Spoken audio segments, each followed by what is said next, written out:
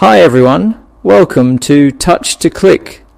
In this video, I'll show you how to fix Hypervisor error Windows 11 quickly and easily.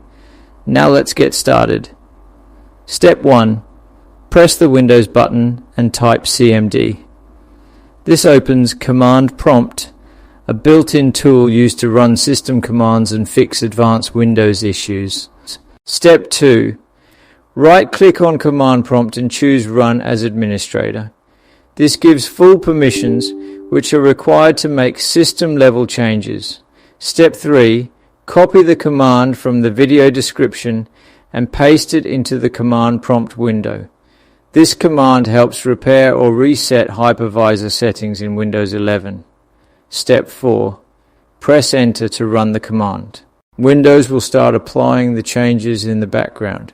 Step 5. Wait until the process finishes.